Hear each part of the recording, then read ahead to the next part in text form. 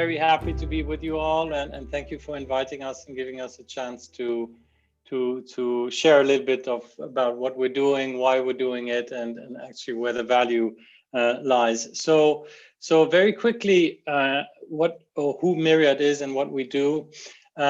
You can think of it as some agencies talk about it as us, Mirriad, creating a new channel for marketeers.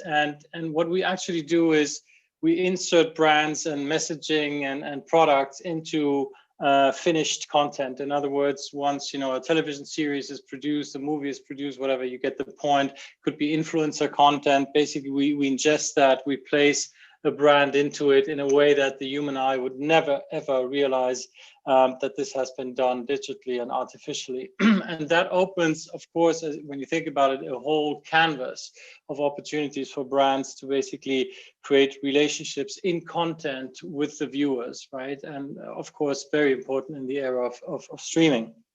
Now, just historically speaking, the company was born for the world of feature films. Our chief scientist won an Academy Award for a movie called The Black Swan. You see an image here, or a little video sizzle, where you see some of the effects that our technology is kind of responsible for. So it was first deployed in feature films, then taken forward to make it accessible for advertisers. And we are very, very technology heavy, tons of patents. The video might say 20, it's actually 21, so growing on a daily basis. And we are really a company that is trying to apply, we are applying AI onto marketing in a way that it is actually really, really tangible. So the next thing I'd like to do is really to run a very quick video that will hopefully give you an idea in terms of what we do.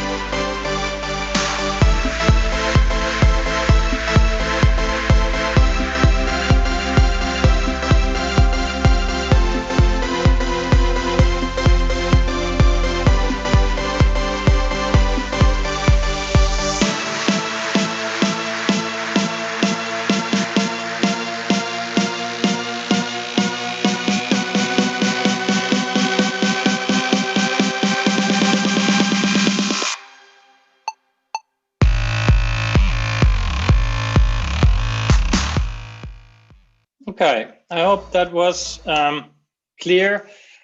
So in a nutshell, what we're really trying to do here is, as I said earlier, creating a new channel, really delivering new opportunities into the overall equation. And when we think about the change that we are actually delivering, and we look at the three main constituents in this equation, number one, the viewers who have been more and more annoyed, as we all know, by interruptive and intrusive advertising. And here we are with a solution that really is able to actually enhance the viewing experience. And we'll show you a couple of stats later on that just make that point very, very clearly. And as a result of the appreciation from a viewer standpoint, actually the advertising impact is extremely high. And you could say it's common sense by now, because people just don't want to watch the ads they're being interrupted by or from, and therefore appreciate what they see in the content if it makes sense contextually. And then the impact, as you will see in a few slides, is just staggeringly high. And for the content industry, what we're really bringing to them is, just think of it, you're a Netflix, you're a Disney, or whoever, you're producing content. Because we deliver a new inventory selling opportunity, obviously it's kind of a net new revenue stream, which is extremely important because content, as you all know, content is very, very expensive. There's a huge battle going on for the viewers, and so delivering that revenue opportunity is extremely important, which explains why we're getting more and more grips and higher adoption at the top level with the major entertainment companies in the world. Just from a recognition standpoint, I think the reason why I'm calling this out is, as I've mentioned earlier, when people and the press, the media talk about Mirriad, it's really in the context of AI and how AI is actually starting to resolve some of the key marketing challenges. And I found the question around hyper-targeting and hyper-personalization quite interesting, because as a matter of fact, I totally agree, it just comes down to the usefulness, right, and striking that good balance. However, the intrusiveness is a big risk, and so the idea of how can I say, converging the storytelling of a brand and of the content is really something that elevates this whole discussion to a next level and makes it really valuable for all sides, as I've said earlier. So we're seen as the best native advertising platform this year. This was DigiDay, which made us very, very proud. And on the bottom left-hand side, you see one aspect from the New York Times. When they say you see Pepsi, I see Coke, which captures very nicely this aspect of addressability. In other words, that we have the ability to, if let's just say Coke was the client, to basically place a Coke red, zero, light, and so forth, you get the point into the same scene, and then depending on who's watching, that person would see a different version. Touched on it earlier, the adoption is really growing quite exponentially now. Also, and this is from an advertiser's standpoint, the brands we speak to are really looking for new ways to engage with their consumers, their customers, and basically also to find new ways to grow. And we all know that it's becoming more and more difficult. So the idea or the opportunity to actually really sort of block out certain areas for brands, think of a cereals brand that could decide, well, we will go into the breakfast scenes of the most popular American television shows. Well, actually, if the cereals brand A goes in there and cuts the deals, then cereals brand B will not have that possibility anymore. So you get the point that there's really a new and pretty high scale opportunity for brands. The entertainment companies, we're progressing very strongly. So the adoption again is going up very exponentially. We have 8-9 companies now. I'm not allowed to disclose entirely who they are, but amongst them are the top tier 1 companies really working with us and basically opening more and more of their content and making it accessible for in-content advertising. And the other thing that has happened really also through the pandemic and the pressure put on all the content companies, especially the music industry, because artists can't play live anymore, or currently can't play live. So this whole revenue pillar just dropped and went away. There's a huge enthusiasm for us and basically the in-content revenue opportunity, because again, it can resolve sort of this balance between the creative product and the revenue by driving great results to brands. Now, from a results standpoint, I'll do this quite quickly, but basically think of it as we insert the brands into popular content, and then we measure the results on the back end of that. And this is Kantar actually in most cases doing this, so it's not us calling somebody from a garage or so. And you see here that the results are quite staggering in terms of, in the moment you add in-content advertising powered by us to a television campaign, you can drive brand awareness up 10 percentage points or consideration 12 percentage points, which is quite massive in the case of T-Mobile, because of course T-Mobile is a brand in the US that is totally known, and you would think there's not much you can move there. And so we see the same effect whether or not you're running in isolation, like on the right hand side, that's in China, C-Trip in isolation, a Mirriad campaign, so to say, or in combination with a TVC campaign. It's always the same kind of uplift in terms of KPI. The other thing that we're seeing now is also that the in-content solution that we provide is actually really driving consumption. And this is a very recent study here from the US again, where we see in the major food and beverages brand, for one of their brands, where you can see that high frequency consumption is really going up. That's on the right hand side, taking from 40% to 69%. So that's the group of people who actually consume 5 or more cans of that drink, and basically driving the results to these levels. And the campaign accounted only for 10% of the overall budget, is quite amazing. One of the reasons, and this is absolutely interesting and key to understand here, is that with in-content advertising, we have the possibility to really target the emotions on an extremely precise manner. And so the ad break, mid, pre, whatever it is, right, always works on the average out, or on the genre, right? So it's a comedy, so everybody would say, well, the comedy is a funny environment. But actually, when you think about it, in the comedy, eventually there's romantic moments, there's sad moments, etc., etc. And so this way of inserting, or basically leveraging the content itself and its emotions, really brings a completely new dimension to targeting. And so we have studies that basically show that when you different emotions really have a different impact on different brand categories. So food and drink, so in this case it's an orange juice. If we place the orange juice in a sad scene, basically people would be willing to pay 17% more, right, than on the average. So, and you follow this through across automotive, CPG, and there's different dimensions in terms of the emotionality that have a different impact on the brand category and the brand you're putting in there. And just to make it even more tangible, look at this one. So Jeep, we've placed this into an anticipation mood, and you can see here when you ask people, the viewers, before they've been exposed to the Jeep ad in the content, they would have been willing to pay $32,000 for the car, and then post seeing that, basically they're willing to pay 34 plus. So that just shows how you're able, with a very, very precise targeting from a contextual, emotional, and so forth standpoint, how you're able to drive value for a brand.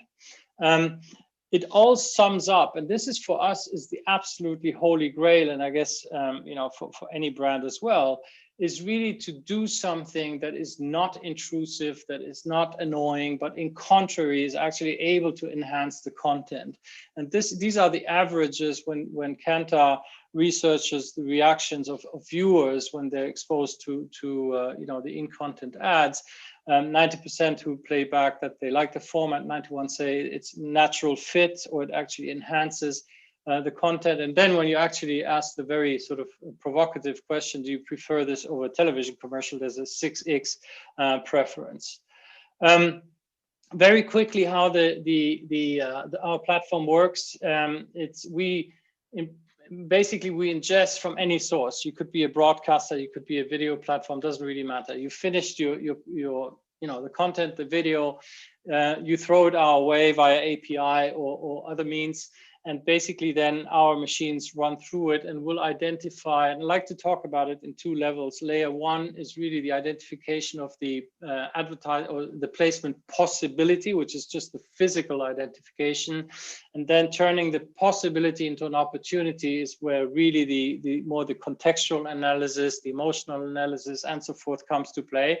And this is all automated to then, as an end result, really identify, yes, this would be ideal for Magnum ice cream. And then basically this is the inventory that is created. The advertiser books it, and then we basically render the brand into the content, deliver the content back to the owner, who then broadcasts this or distributes it on the VOD platform or whatever it is. So it's actually quite simple, just from a principle standpoint, but as you will imagine, at the heart of it is really a lot of machine learning operating, and we're enhancing things more and more. So So, for instance, one thing that is becoming extremely important is our attention prediction algorithm. In other words, really to know where the viewer's attention will be, because we need to place the brands in most cases exactly there, because otherwise we would be distracting from the narrative, which is not in anybody's intention, because then actually we are doing something that is detrimental to the storytelling of the content. Then, talking about the possibilities that we offer, just from a format standpoint, and this is again where this idea of becoming more and more a channel more than anything else, and not just a format, it becomes so important, because actually there's very little that would not be possible, right? We can create completely new storefronts, right? If there's a skyscraper, we can turn the skyscraper, if it makes sense, into an electronic billboard. You've seen in the show reel, by the way, it was not demos, that's real campaigns you've looked at. We can place a blimp. It's just infinite, and we're just scratching the surface at the moment in terms of how, just from a creativity standpoint, we can take this beyond almost imagination, and really tying the how can I say, the placements to real life events, to the campaigns a brand is running anyway, and so forth. So I could talk hours about my favorite topic, but anyway, just an enormously exciting territory. And the one thing, talking AI, where we are really headed, and what we truly believe in is this. When we think about targeting, and by the way, that's one of the reasons I left the world of data to run Mirriad, is really that we think about targeting on a demo basis, behavioral, etc. But that's takes you only so far, because everybody can do that. So now really having a new possibility in terms of addressing audiences through contextual intelligence, emotional intelligence, and so forth. That is really the new trick and the new way to target, in addition to what I've just said. And so what we are really developing now is what we're calling internally the brand algorithms. In other words, really creating models that work for an ice cream brand, or specifically then in that category, for ice creams, and then specifically for a certain brand, automotive, etc., cereals, I gave that as an example. And what the system is able to do now is we just instruct the algorithm to filter out of, it could be millions of hours of content, basically filter out those sequences that are the most relevant, depending on again what the terms were that we're searching for. And you could say, again, for ice cream, we can easily say, look for sunshine, beach, happy people, not alcohol, not cars, and whatever. And then basically it would go search for the positives and exclude the negatives. And that's literally how it works. And the future that we look at is really scanning content on a perpetual basis and delivering, the opportunities to the brands. So, yeah, just almost the final wrap now, and you will have guessed that, and you've seen it in the video. We are looking at the in-content opportunity that we can bring to the market, really as it's not infinite, of course, but really going across multiple verticals. So we're talking entertainment, broadcast, music, influencers, sports. In green are the areas where we're already in. Live sports is an area that we're tackling in the first and second quarter of next year. In other words, really having the ability to take an ad decisioning in real time and then render the ad or the product, whatever the idea is, into the content and push it back with almost zero latency into the live stream is the problem that we're tackling now. But one thing that is really, really huge, it speaks to the development that has been accelerated through the pandemic, is really the engagement of the music industry. And we've worked the last couple of months in building a proposition that we're calling the Music Alliance. And really what the Music Alliance is, it leverages the interest of the music industry and the artists especially, and bringing to brands a completely new opportunity to use music content for engagement with the audiences. Needless to say how interesting and relevant music content is in reaching certain audiences. And the difference now with the Mirriad platform is really that brands can utilize our platform to basically run campaigns versus, you know, going from endorsement to endorsement or very cumbersome doing physical product placement. So we're really able now to deliver an opportunity that can scale and is extremely agile. So, and to make this more clearer, I will run a last or second video, which is then also the last video. And that will hopefully give you a sense of, you know, the power of this new opportunity, which is now going very, very fast.